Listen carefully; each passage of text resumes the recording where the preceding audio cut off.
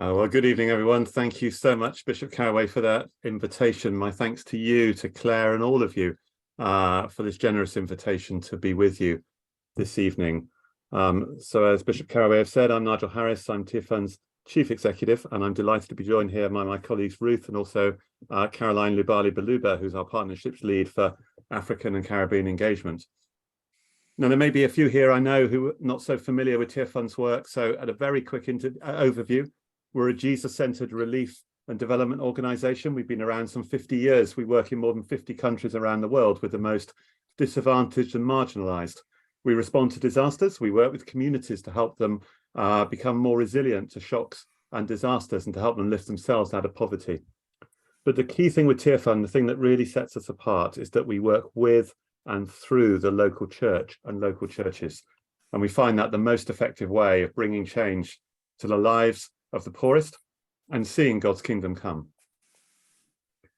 Now, we all know these are difficult times. That triple C, as we've talked about it, of COVID, the climate emergency, of conflict. For the first time in 30 years, seems as though all those big development statistics are going the wrong way.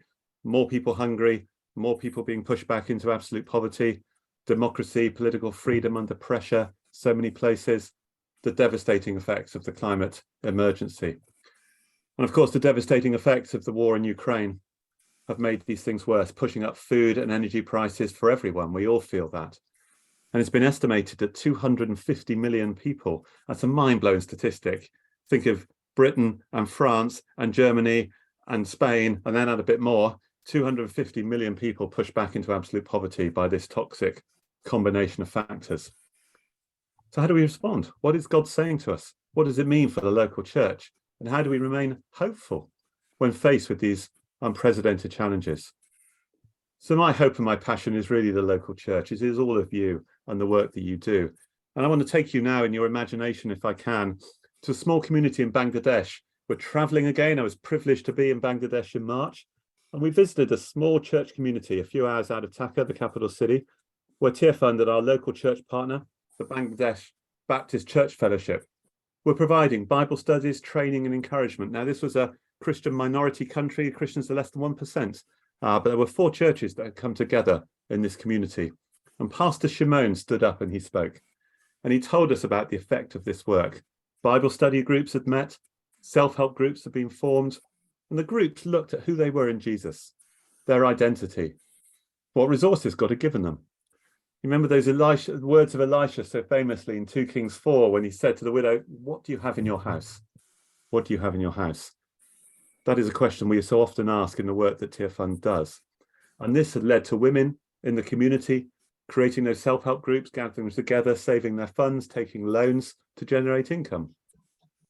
There had been a particular focus on awareness raising and advocacy around the issue of child marriage that had been a devastating issue for that particular region for some time.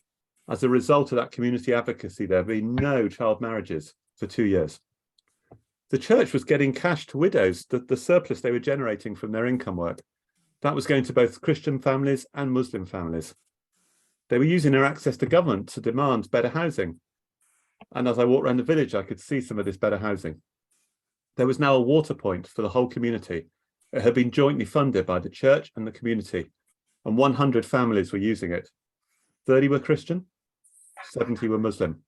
Okay, that was obviously the original where the UK rolled back how many years ago? Well, 20 years, 20. And okay. Pastor, yeah, oh, wait, sorry, Pastor Shimon said, before we were the poorer people. He said that to all the people that were gathered. We were the poorer people. Now we're solving problems through our own resources. We have self-confidence. That change is visible. And he told me they were also working on other issues, waste management, hygiene, better toilets, using compost. And when I sit in communities like this one in Bangladesh and hear these stories of transformation, that's a real privilege of my job. 2 things always strike me. First of all, God is working here. It's not just economic change that's happening, but it's mindset change. It's transformation. People have agency and they have what I would call God confidence. And secondly, as I sit there, I think, you know, why can't this happen everywhere? Every community in every country where there is a church, and maybe a church where Tearfund is partnering with them. It's an example of what we would call church and community transformation. It's our core work. You know, when God made creation, it was good. We know that. The Bible tells us so. Humans were intended to live in harmony with one another, with non-human creation, with God, to be fulfilled. That is what the concept of shalom means. We know that. Ideas of wholeness, completeness, healing, prosperity, security, justice. And when those good relationships instituted in creation were broken, so is shalom. And of course, we damage ourselves, we damage creation, we damage each other, we damage our relationship with God. And that leads, of course, to greed and to poverty. And for Tearfund, poverty is rooted in those broken relationships. Me to myself, I'm not who I should be. To all of you, to the created world, and of course to God. And these give rise to unjust systems, misuse of power, oppression, violence, conflict, all the things we know. You know, the whole Bible, of course, shows us the character and mission of God. The God of the New Testament incarnated in Christ Jesus is the God of the Old Testament, who cares passionately about social issues, political arrogance, economic exploitation, judicial corruption, the suffering of the marginalized and the oppressed. And we see the good news in the Gospels, don't we, that Christ has come in order that God's mission can be completed. And as Paul says in Colossians, the mission of God to reconcile all things to himself, whether things on earth or things in heaven. And that gospel, I really believe, is what our world so desperately needs to hear now. And we as Tearfund support the church, the local church, you, the global church, to bring that hope. Because for us, the church is that vessel of transformation. And our role as Tearfund is to support the church. You know, the local church is uniquely supported to this role and uniquely suited. It's everywhere. It's permanent. It doesn't come and go. The church is God's plan A. It's not NGOs, not even Tearfund. Our former president, René Padilla, who was a very eminent Latin American theologian, said this. He put it much more eloquently than I can. The church's purpose is to incarnate the values of the kingdom of God, to witness to the love and justice revealed in Jesus Christ by the power of the Spirit for the transformation of human life in all its dimensions, on the individual level and on the community level. Tearfund works with about 25,000 churches around the world. And as I say, our calling is to support those churches to be that agent of change. We'd love to make that 250,000 churches in these years to come. That's probably a different conversation, but our sense is that God is giving us that number. But I think about this next season for Tearfund. I believe that God is calling us more deeply to serve the global church, the regional church, the national church, but above all the local church, to bring good news to those who live in poverty. I define that as change for the better in all dimensions. Economic, of course it is, but it's environmental, it's social, relational, and of course it's spiritual. It is the healing of those 4 broken relationships. It's multidimensional change. And, you know, I believe that change is equally possible here in South London. I'm speaking to you from Southwest London tonight.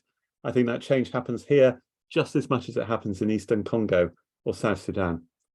I'm really passionate that churches can be those vessels of transformation here in the UK as well.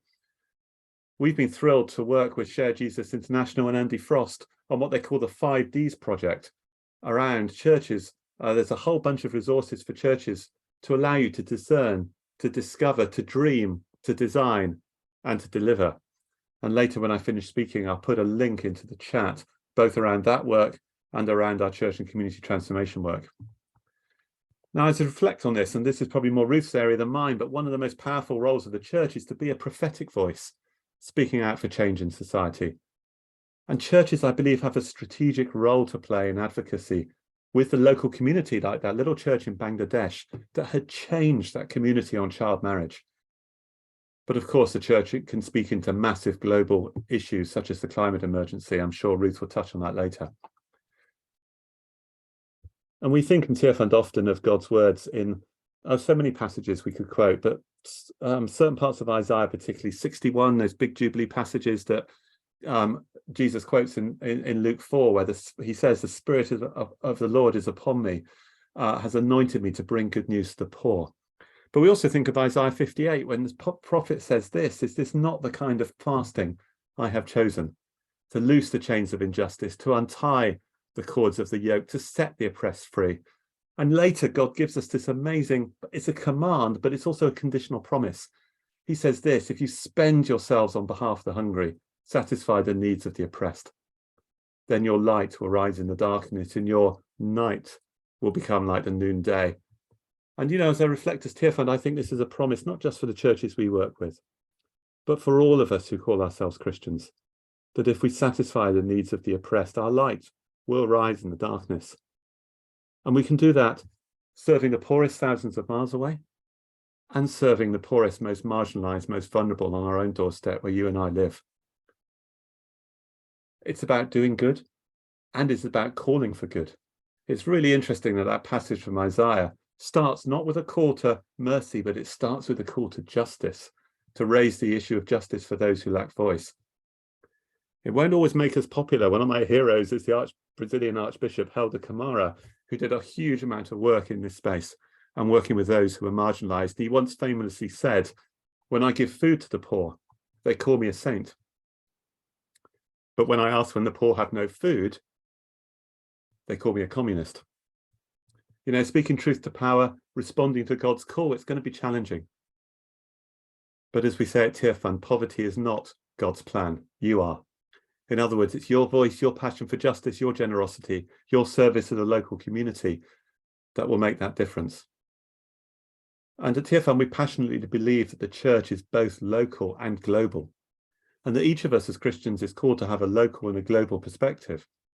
You know, tonight I want to land a little bit of that global perspective, but also encourage you hugely that local change is possible, and you know that from your own ministries. And of course, one community will have a very different set of challenges from another. That is why the local church is so important, rooted in that local community, living alongside local people. And for Tearfund, we work in all different contexts around the world where the church is numerically strong and where it's numerically challenged. In Asia, in the Middle East, church looks very different from parts of Africa or Latin America. But this is the point, the transformation still happens.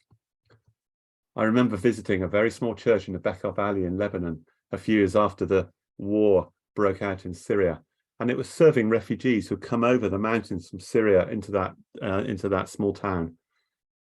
Working with Tearfund partners, that church was providing food, was providing education. It had set up small schools in the informal camps, and within the church, it had an entire congregation of Syrian refugees worshipping in their own language. We got to sit in that service. It was amazing. People who just responded to the unconditional love of the church. And it was transformative even there and next to that war zone. So let me finish, if I may, just with a final thought. I was privileged to be in Southern Africa recently. That's a whole number of other stories I could tell, seeing the local church influence the local community in amazing ways. But I had a meeting with the Evangelical Fellowship of Zambia and a whole number of church leaders, about 15 or 20 church leaders, mostly heads of denominations. And we were discussing exactly these issues that we're discussing tonight. The church's call to transformation, to bring that hope, to bring the hope of the full gospel, to bring that transformational change. And a Pentecostal bishop who leads a denomination across Southern Africa, 4,000 churches under this man's leadership. He said this.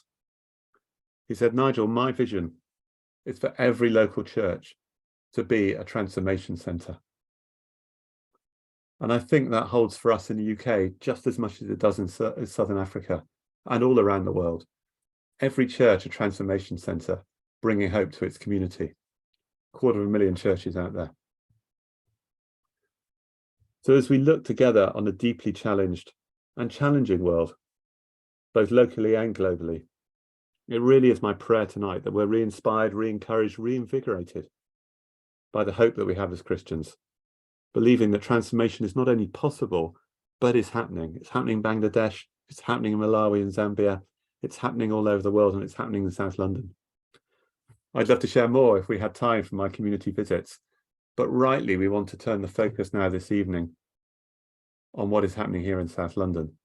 So I'm delighted to hand over to Mother Roxanne Eversley of South Norwood, and we can hear a little bit about what change looks like here.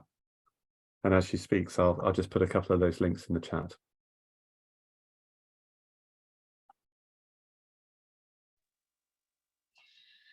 Good evening, everyone. And Nigel, I don't think I'm doing much, really. I think my sound has gone down. It's fine, we can hear you. Can you hear me? Can you hear me okay? Loud and clear. Or not? We can hear you. Okay, I'll start again. So Nigel, what's happening in our part of South Norwood? I am offering my church hall on Wednesday evenings for Reverend Allison from Torchlight Ministries here in Croydon. She does some cooking, she feeds the homeless, she has a little service first for them. And she has also started in our church hall as well, some dancing classes on Saturday mornings. She started this month, November, for the youngsters in the neighborhood who wouldn't be able to afford dancing at a dancing school or something like that. So that's what we're doing there. And this year, because we were unable to host our homeless shelter, we couldn't do that since 2020, we are contributing to the making of sandwiches for Night Watch, because in our area, lots of food banks and places that make food and so on for the homeless have closed. And so that's not very good news. So we are all working together to see what we could do to transform that situation. I think Reverend Allison is on the chat tonight, and I think she wants to say something with what she does on Wednesday nights. So thank you, and that's all from me.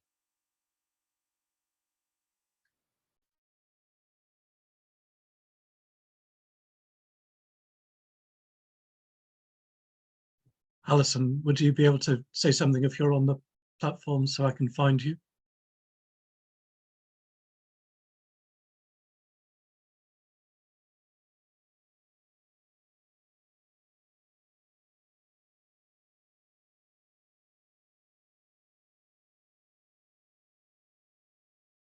I don't see Alison.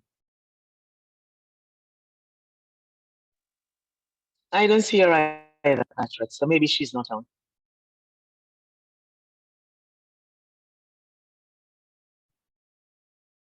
In that case, can I suggest we proceed to have Lisa Fairman-Brown's video?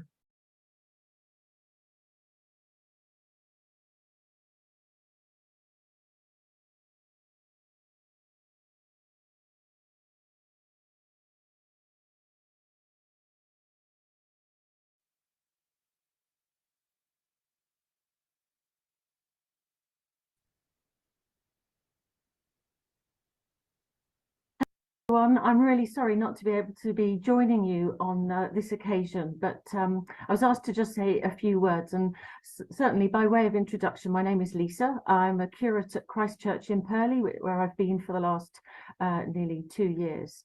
I wanted to say a few words because there I am one of the town chaplains, which enables me to be out in town and meeting the shops and businesses, getting alongside them and hearing what is important to them, what's going on in their lives, what's relevant at the moment, and also offering to pray with them and just really bless them and come together with other churches who are part of the town chaplaincy team and encourage one another and pray for our town. So that's something that I do on a regular basis. I'm also involved in a mapping project at the moment of social action that various churches across Purley are doing.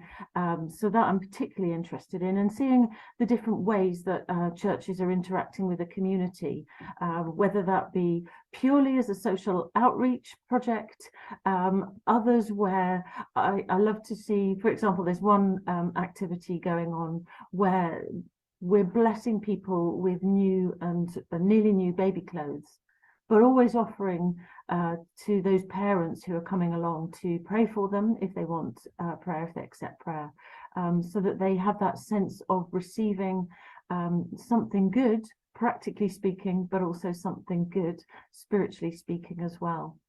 And I also wanted to say that just before I became a curate, I had the opportunity before lockdown to be in Rwanda with Tearfund, and seeing the incredible work going on there with a lot of the church and community transformation projects.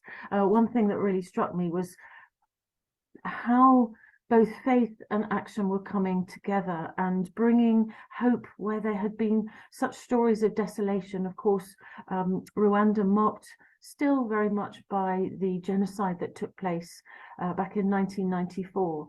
And watching that sense of rebuilding through forgiveness and reconciliation, but that sense that actually forgiveness has to take place. And we as Christians know that forgiveness is only held in one place, by coming to Jesus and asking his forgiveness, but also receiving his forgiveness as well.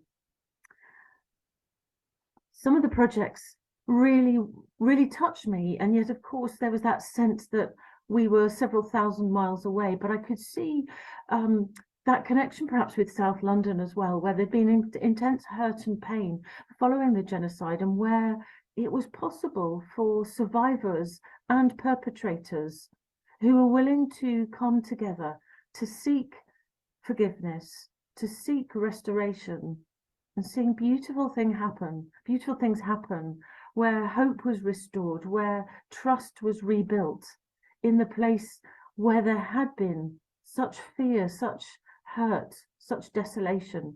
And so that really inspired me, if you like, to see how can we bring that to our communities in South London where we are. So I'd love to be on the rest of the call to hear what's going on, but you know, there is that sense that if you can do it in Rwanda following genocide, then that reconciliation through exploring the person of Jesus Christ and practical help, practical work of rebuilding, then if it can be done there, it can be done anywhere. And that was really the message that those people in Rwanda who I had the privilege of meeting really wanted us to bring back as we came back to this country with those stories. And two people, Françoise and Christophe, really spring to mind. They were two people who had been neighbours before the genocide, and Françoise was the only member of her family who survived the genocide. And we met her at her house, and she also was so keen to show us the cow that she had been given by a particular project run in connection with Tearfund. This cow of peace was literally that, because alongside her perpetrator who had killed all of her family, they had worked together on a program over a number of months, rebuilding trust, rebuilding hope, understanding forgiveness, giving forgiveness and receiving it. Yet they both expressed that that was a costly thing that they were still working through on a day-by-day process. They came to this point where actually she owned the cow and he was providing the fodder for the animal. And when we went there, the animal was heavily pregnant. And she said with great joy, I will be giving the calf to the perpetrator. I've forgotten his name because because it's a made-up name. We were encouraged to use made-up names. I've forgotten it. No worries. God knows. He was going to be receiving the cow, and for both of them, it was going to be an utter blessing that they would have this, transforming their situation economically, but above all, just transforming them as people into the people and restored people that God sees in them and for them, and their lives ongoing. So that's all I wanted to share. Thank you so much for listening. Bye-bye.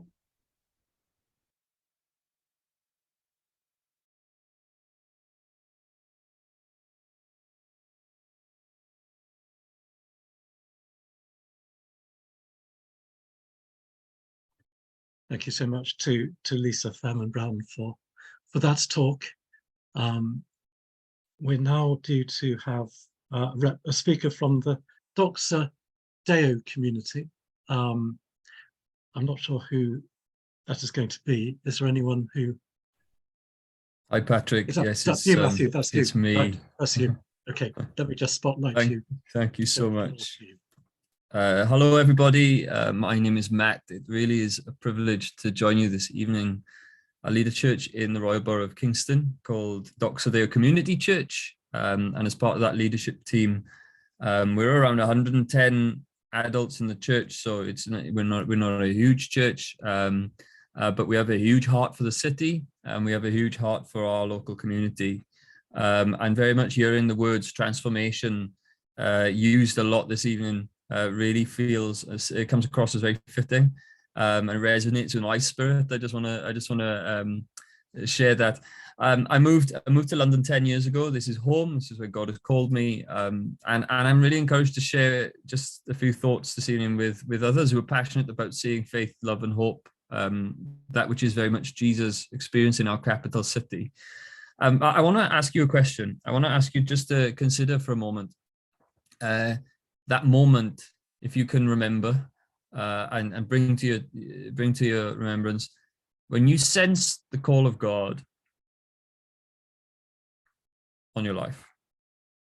When I think back about that, and as I was just thinking what to share this evening, and I recognize those times when I really heard God's voice, and the call to full-time church leadership, I did not have in mind leading people through a cost of living crisis.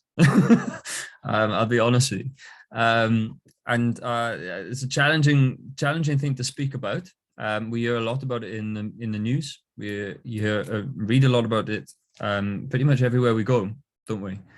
But what we've been doing as a team here in our part of the city is really talking about it and really asking, okay, so where does my help come from?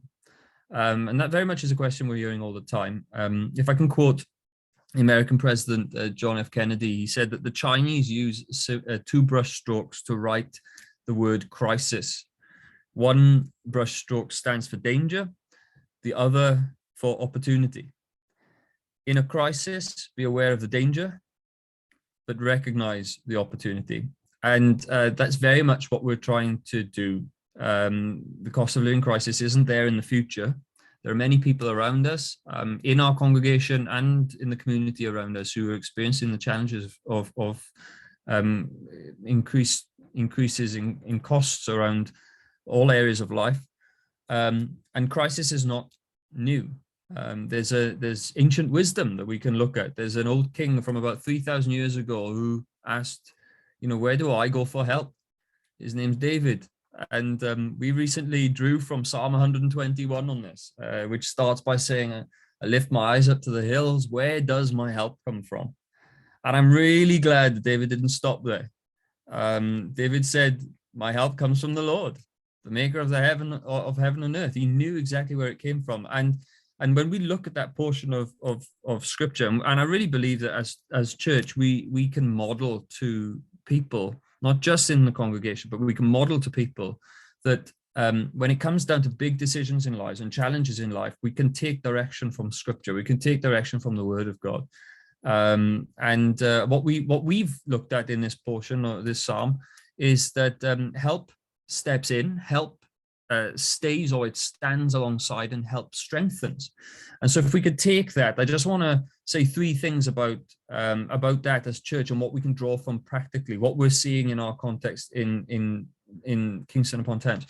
One of the things that we must recognize, and we've been reminding people lately, is that in many parts of the world, we don't have the established infrastructure that can bring help, that can step in. Here in the UK, we're very fortunate that there are government interventions on things, and we might look at loopholes and we might look at where things are broken at times, but really when we take a macro view on the world, there's some incredible ways that there's government intervention, and that is something of a picture of help stepping in.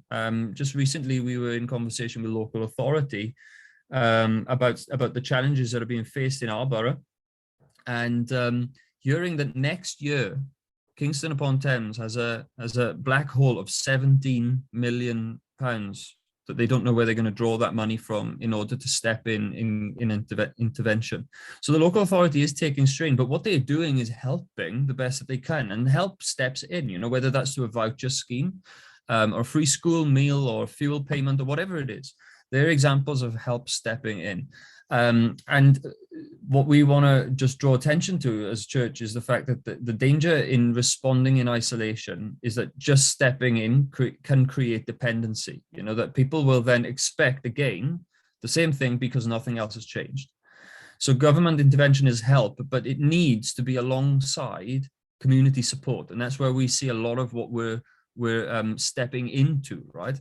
As Doxa Community Church, we run a number of projects as church, and we don't see the projects as things that we do. We see them as who we are. Our City Changer projects are who we are, in as much as the congregation that gathers on a Sunday is who we are.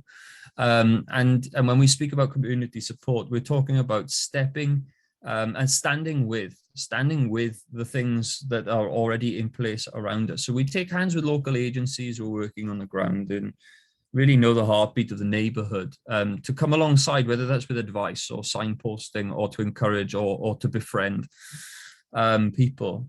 So some of the community support that we run are projects that you'll have heard of: Kingston Food Bank, Kingston Hygiene Bank. We also run Grow Baby. We just heard it mentioned in the last video from Purley, which is amazing. I actually know the Purley guys who run Grow Baby, amazing people. We run Grace Advocacy in the borough. We run the local pantry for the borough. Paul Pickaver, who's unable to be here today, he wouldn't say it, but he was recently recognized with an MBE for initiating the Fuel Bank, which distributes fuel vouchers across the nation. And it started in Kingston 6 years ago. And so this is really a picture of what we're carrying in our heart and carrying in our spirit, to see help standing with people. And so, you know, when we look at things from Kingston Food Bank point of view, for example, we see that there's lack of food and it's crisis, but the lack of food isn't the crisis, it's a symptom of the crisis. And community support can step in and understand what's going on there. And what we want to really see is how we take hands and partner with those who are already doing great things. So for example, if the children's services of the borough support a family in debt and they refer them to Food Bank, it actually weaves together the statutory support with the community support. It's help stepping in and help standing with. Both of those things are amazing in how they go hand in hand. During that time 2 years ago when we weren't allowed to go out of our homes, I won't use the C word, but you all know what that time was. Food banks nationally were at breaking point in some places, but it wasn't in Kingston. And what I really want to encourage in the call here, as we represent so many communities across our awesome city, it's an awesome city. It has challenges, but it's an awesome city. And I believe that God has a heart for it. And what we've seen in our part of the city is that Kingston Food Bank, for example, is hosted by 6 churches and a team of 100 volunteers who are not all from our church. In fact, some of them are not from faith backgrounds. There's a community cafe that we're in partnership with St. Peter's Church in Norwood. It's their hall. They've opened it up for coffee space and community time, but we actually come alongside and we run advocacy in that space. Last December, 1,300 turkeys and fresh vegetables packed into food hampers were delivered across southwest London from Kingston Borough. We drove that as Doxa Community Church, but we didn't do it on our own. We could never do this on our own. It was the churches together partnering, and the churches could refer together. During the pandemic, KT Churches, which is the umbrella of the churches in the borough, led a program to feed the borough on behalf of the local authority. 6,500 dry food emergency boxes were delivered. 27,000 cooked meals were delivered. 10,000 baby items and milk formula were given to people. So it's an amazing picture and witness of what churches working together can do for an area, right? And it's a reason why we can say, hey, this is stronger together. But when we think about help stepping in and help standing with, we also recognize in Psalm 121 that help strengthens. And so what we also want to see is that there is personal resilience. If I'm sure we can all think of someone, maybe close to us, maybe it's someone that we've just met for 2 minutes, who we know that there's a need for growth in personal resilience, that, you know, they need help through something, but when the next thing comes, they'll be able to stand up and push through in that moment as well. We ran a survey across our projects and asked people about the cost of living crisis. Just a very simple survey. We asked, were they anxious? Were they impacted? Which areas were most worrying for them? And we saw really interesting answers. Most saw energy costs as their biggest worry, but not everybody. Most saw food costs as biggest challenge, but not everybody. Those who saw it as out of their control were anxious. Those who saw that they had some control were more positive. So that's resilience. That's personal resilience. And so, you know, the church has not only things to do that we can show love to our communities, but we can also say a lot about it. And I really believe that looking at something like Psalm 121 and going, where does my help come from? Hey, I'm not asking the question without an answer. I know where my help comes from. It comes from the Lord, the maker of heaven and earth. Just finish with one last thing. Yesterday, I had the privilege of facilitating a conversation between the KT church leaders and the leader of the local council and the chief exec of Kingston Council, and really getting the picture of what's happening across the borough. And we were able to ask, you know, what would you like to ask of us? Because we're not asking, where does my help come from? We're saying, we know where my help comes from. And we've not got everything together. There's a lot of work to do. There's a lot of prayer that needs to go in. There's a lot of relational building that needs to go in. But I just want to encourage you with some of these stories, and may it really inspire us to press on and carry on being the light and the salt to our world and to our city. Thank you.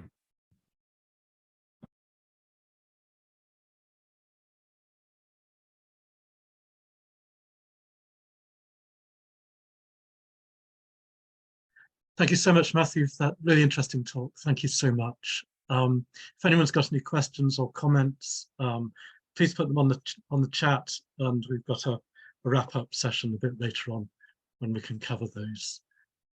Now we're going to hear from Ruth Valerio, who's going to talk to us, and we've got a PowerPoint presentation to go with that, which I'll put up in just a moment.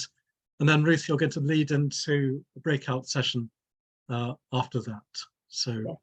Let me put you on spotlight, and then I'll put your slides up for you. Yeah, brilliant. Well, what a privilege to be meeting together this evening, and how wonderful to be hearing from just from a few of us. And I know that every one of you who's on this call has got something that you could share, and some story and some testimony to your church being a transformation centre. And I'm sure every one of us on this call would probably also have things to share around your struggles and the things that you find difficult, and where you long to be a transformation centre but are not quite having the impact that you want to see.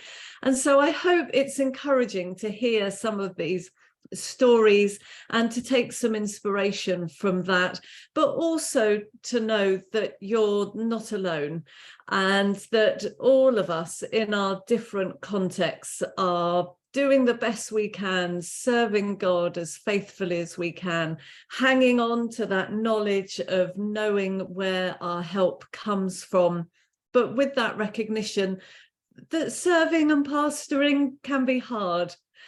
And yet it brings rewards when we see the work that we do, and we see our churches and our ministries becoming transformation centres. So I hope what you've been hearing already this evening has been an encouragement to you in your different circumstances. I've been asked to look at the church's role in calling for justice, both locally and globally. We've been hearing a lot about that already. I almost feel I don't need to say anything. We've been hearing about some of the different areas in which that's been happening, the advocacy and the campaigning work. And I just want to take a bit more time to unpack some of that, and to look at how, as transformation centres in our churches, we can call for justice. Patrick, I don't know if the slides are there. They are great. Thank you. It doesn't really matter whether we have them or not, but just putting up a few slides for your interest. I want to start actually with Dietrich Bonhoeffer, a name that I'm sure some of you will be familiar with, some of you might not be, but Bonhoeffer was a German Lutheran pastor. He was a theologian and he was an anti-Nazi dissident who was a key founding member of the Confessing Church that stood against Hitler and the Nazi regime. He said many, many brilliant things, but 3 points that I want to pull out is something that he said around how do we serve the needs that are around us. And he talked about aiding the victim, speaking truth to power, and putting a spoke in the wheel of power. We've heard quite a lot this evening around aiding the victim. It's a bit old-fashioned language, isn't it? So I know we might not quite use that kind of language now, so forgive me for that. But we've heard a lot from the different people who've spoken already, both in our immediate context and in other countries too, how the church is so involved in getting alongside and helping those who are in need, and helping those who are in need to lift themselves out of poverty and live transformed lives. And again, I know lots of you in your own context would be able to talk about that. I want to look at the second and the third points around speaking truth to power. Let me start with that. To really see the change and the scale of impact that we want to see, we need to accompany the aiding the victims stuff. We need to accompany that kind of work with advocacy and with campaigning. That's about calling on governments and companies to change harmful practices that are causing the problems that we see and exacerbating the problems that we see. That might be about climate change or plastic pollution. It might be around deforestation, around destructive mineral extraction, overfishing, industrial pollution. It might be around the problem of loan sharks, or the stripping of local government investment into youth provision and into mental health services. Whatever it might be, advocacy accompanies the work, the really practical work that we see on the ground, in order to bring about a real change and a scale, that scale of impact. On the slide that you're looking at, I've put up a few pictures just to illustrate some things that I've seen. So at the top left there, the women in gorgeous clothes, they're from a self-help group in Ethiopia. Self-help groups is a way of working that we do a lot of in Tearfund. It's about bringing groups of people together to save often really small amounts of money, and they put them in, they pool the resources, and they take it in turn to take some of that money out to invest in businesses and in different enterprises that they want to do. It can be so small scale. I can remember seeing a self-help group in Kenya with some women who had started off with the smallest amount of money, and the first thing that it enabled a woman to do was to be able to go to the market and buy a second dress. And then the next thing it enabled her to do was to be able to buy some chickens, and that then led to her being able to sell the eggs and provide some income for herself, as well as giving herself and her family the protein needs that she wasn't getting before. So it can be really small scale, and yet it builds up. I've been to Ethiopia and spent some time with some of the self-help groups, and each one individually is pretty small and has fairly small amounts of money that can allow people to invest in individual businesses and so on. But then self-help groups in an area, in a community, will get together And when they come together, they have a bigger amount of money. And then sometimes in a region, all of the self-help groups will come together. And when you put all of the money that's in the self-help groups together, you realize, wow, they actually represent some economic power. And that then enables them to advocate to the government. Nigel was talking about some of the changes that he's seen in churches where through the advocacy, the government have then got on and done the things that they should be doing, providing water services, or giving, in the case of Ethiopia, the government has given them legal status, which then means they can access finance from banks, which they couldn't before. And we've seen the self-help groups lobbying the government to give them land, which they've been able to grow things on. That one area, they turned it into a green mountain.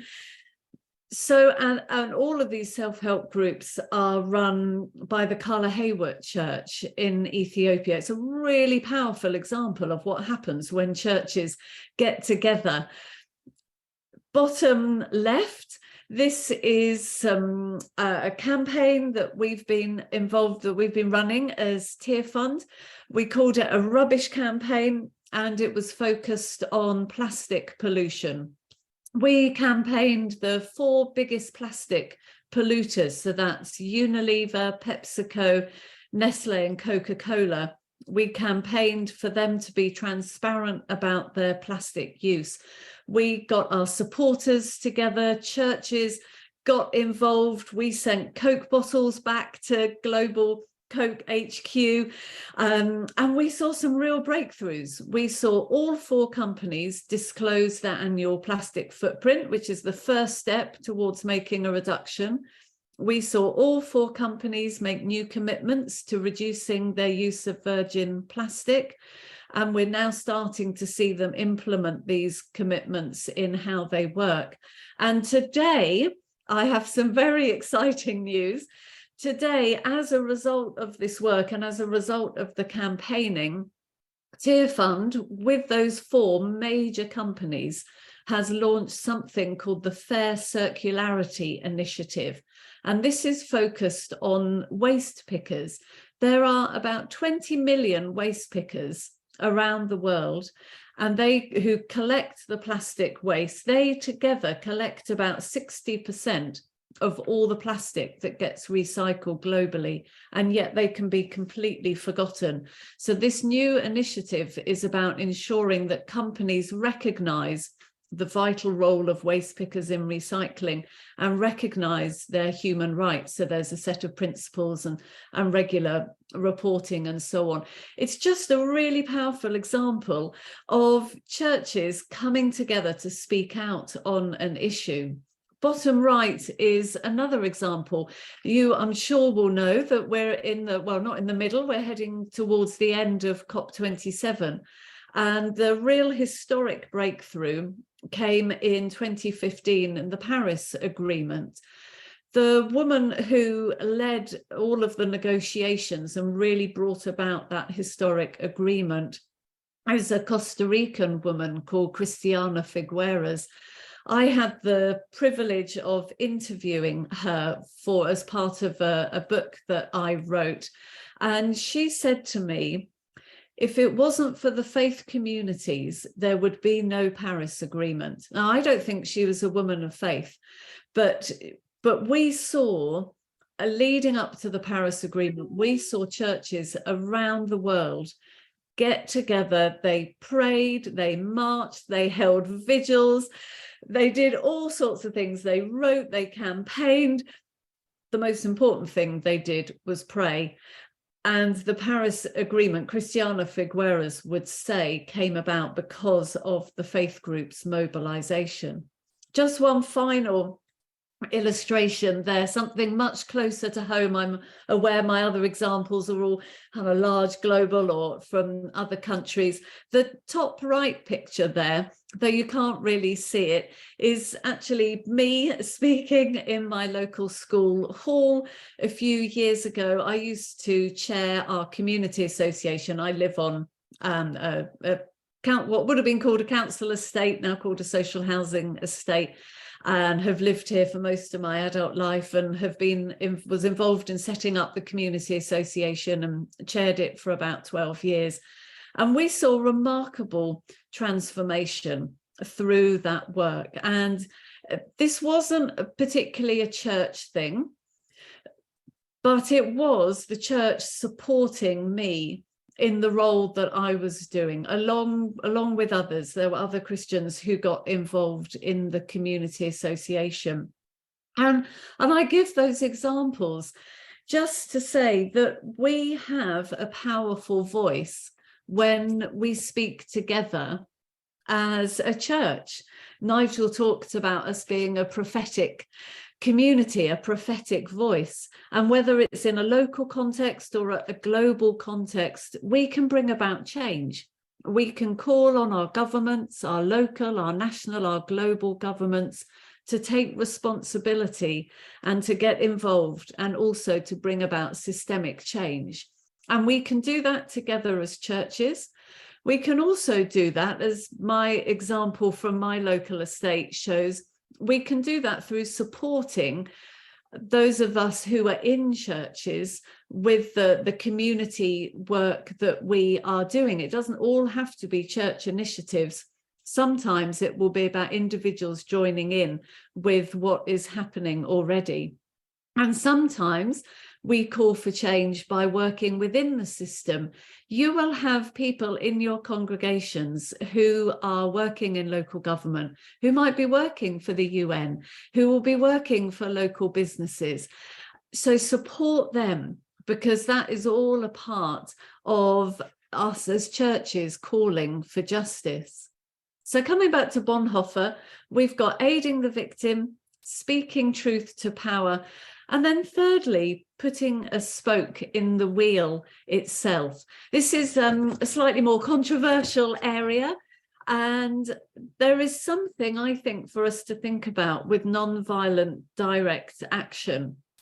We are not simply to bandage the wounds of victims, we are to drive a spoke into the wheel itself that is driving over the victims. And I know this is controversial. It's in the news quite a lot.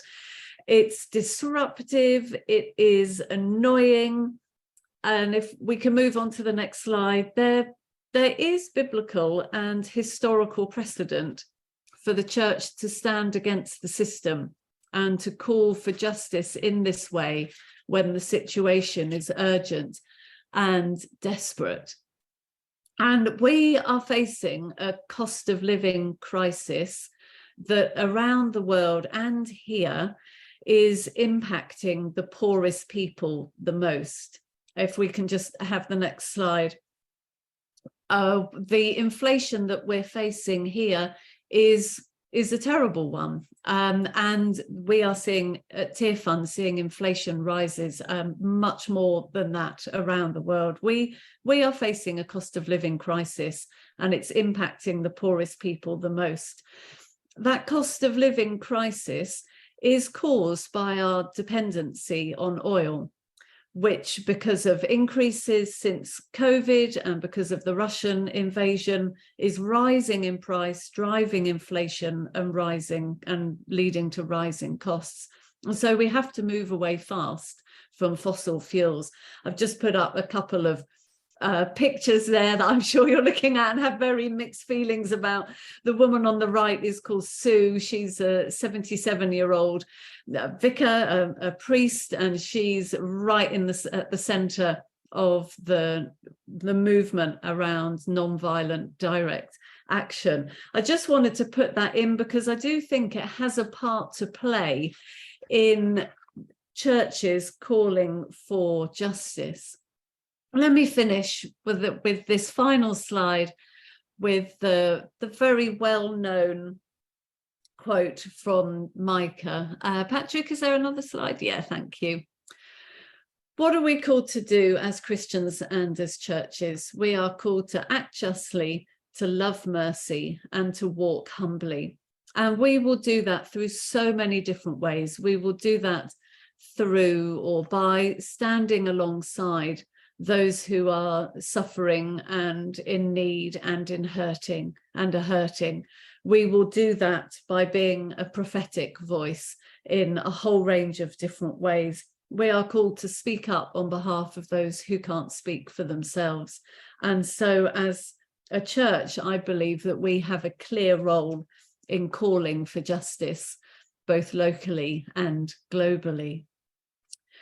So those are just some thoughts.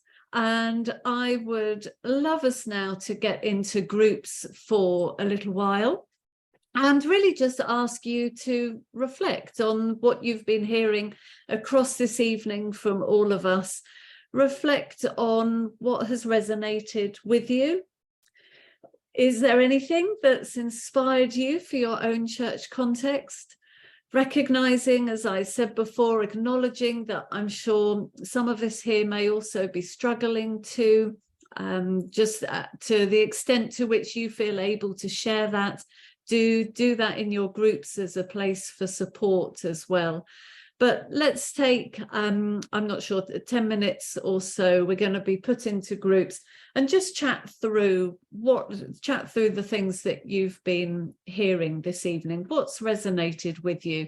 What can you take from that? What has inspired you for your own church context? Thank you. Thank you so much, Patrick. And thank you to our speakers. And now I'm going to invite Nigel and Ruth. And perhaps Matthew should be on standby as well, just to see if there are any comebacks from the groups that we would like to have a chat about. If anybody would like to raise anything, or if there's anything else they would like to raise or mention from the groups, this is the next 5-10 minutes to do that. So Val has raised her hand. All right, Val. Thank you, Val. I was with Sheila and Susan from Sutton and West Norwood, respectively. Had a really helpful conversation. And we were just reflecting on the fact that I spent yesterday. I'm Val Milcreast. I'm with the Salvation Purley. I mean, obviously, I'm wearing joggers. With the Salvation Army, I look after the South London area, so I have 32 settings.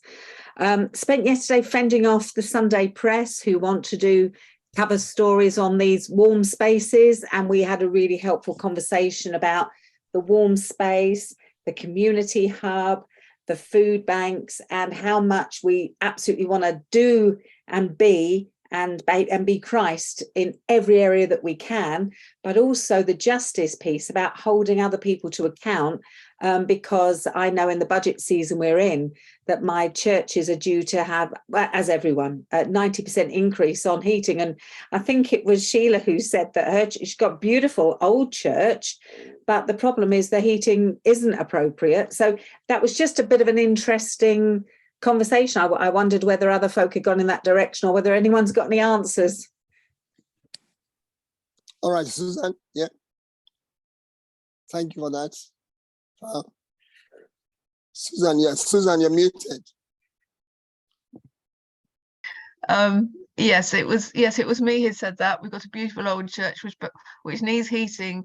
We'd love to open up a warmer space, but we can't do it at the moment. We're striving very, very hard on this issue. Yeah. Thank you. Anybody else? Anything else?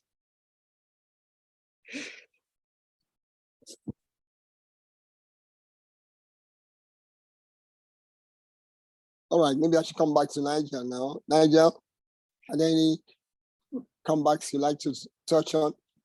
Well, firstly, thank you, everyone. We had a great conversation in our group too. It was really good. It was, and Alistair in our group reminded us that, of course, in that Micah quote that we put on the poster, Ruth, we've managed to leave off "walk humbly with your God," and walk humbly with our God, and reminding, of course, that one of the dimensions of change that we seek, of course, is spiritual. We long to see people coming to a living faith in Christ. Our sense is when church really reaches community in the way that we've talked about tonight, and I loved Matthew, wasn't it? I think talking about your experiences in Kingston, is that when the churches come together in that way, first of all, churches working together is such a witness, working across denomination, across groupings, just coming together to serve a community like that. And people want to know why. People want to know why. People, I remember in one of my very first visits with Tearfund, I went to Nepal because it was just after the earthquake the earthquake happened in 2015, just before I joined. And as I joined, they sent me off to Nepal to see some of the earthquake response. And there was an extraordinary church that had begun some of this transformation ministry. And when the earthquake hit, they just literally opened up the church. The church miraculously had not been particularly touched by the earthquake, but it had created devastation in the village. And the church just opened its building, had people to sleep there, had some blankets that it was able to distribute, etc., etc. And they said they saw great church growth because people just said, why is the church doing this? Why are you doing this? You're the minority people in the corner of the village. Why are you doing this for us? And of course, that just leads to all kinds of conversations. I suppose the other thing that struck me, I'll hand back to you, Bishop Karowei, after this, but just listening to that last conversation around warm spaces, it strikes me that there are still those two questions that about acting justly and loving mercy. I think those are just two wonderful examples. We are running warm spaces as churches across London. We are running food banks, and part of me really rejoices in that and just thinks it's brilliant. And my own church here in southwest London is running a food bank. I mean, we're in Putney Southfields. It's not the most obviously deprived part of London, and we're still running food banks here. And part of me just sits here and thinks, this is completely outrageous. Why do we need to run food banks? Here are we in 21st century UK, we're a developed, wealthy economy. Why do we need to run food banks? And I think obviously that's the justice question. That's back to government to say, what is happening here? And back to ourselves, not just a government issue, but to ourselves. Why have we got to this stage in our society where we're running food banks and we've got to open our churches for warm spaces in the day? What is happening in this world that we're in? When we have all these resources around us and all this well. So I think that dual question of how do we show mercy, how do we show love, how do we do that outreach in community, and Ruth's reminders to us all about, we've also got to ask why. That Helder Kamara quote, why are the poor hungry? Will get us into trouble, but I think somehow we're called to be in trouble. Thank you so much for your reflections. Yes, that will get us definitely into trouble, especially when we put the spoke in the wheel. As some have done, getting glued to tarmacs, getting glued to buildings. It's passive resistance. That's what some of us have ended up doing. So can I turn to Ruth now? Ruth, have you got any more reflections to share with us after the group discussions? Thank you. I think I've just been reflecting on 2 Corinthians 8 and the community in Macedonia that it looks like they were living in what we called extreme poverty, and yet out of their poverty, yet they gave generously. And Paul tells us that they gave what they were able and even beyond their ability. And we saw with them rich generosity. They gave generously beyond what they were able. And why were they able to do that? Well, it sounds very simplistic to say that they trusted God. And I'm struck by the situation that we find ourselves in, and the humility I think that I feel when I look at the communities that we are able to touch with Tearfund around the world, who are living in such deep need. And the church isn't separate to that. The church is also full of people who are in deep need. And yet somehow there is much we can learn from them for their spirit of trust and their spirit of generosity. And maybe there's something for us to be learning about from the wider body of Christ, from the global body of Christ. We're not that used to being in this situation, are we? This is a new thing for many of us. And yet for many of our sisters and brothers around the world, this is kind of everyday living. So that's not to make us feel guilty, but it is to say there are others who we can learn from as they put their trust in God, and as God inspires in them an ability still to be generous in situations of deep need. So no answers really, just some reflections as I'm listening to people talk. Thank you so much, my sister. Thank you. Generosity, even in the time of need, because that's one of the big issues that we're faced with at the moment. I mean, churches across the country, parish priests, pastors are talking about a drop in the giving, in the offerings, in the plates, a drop in, regular giving, because people are trying to save up for the rainy day. Thank you so much for reminding us that we must learn to trust in God, even in our situations of need, because all we have and what we are belongs to Him.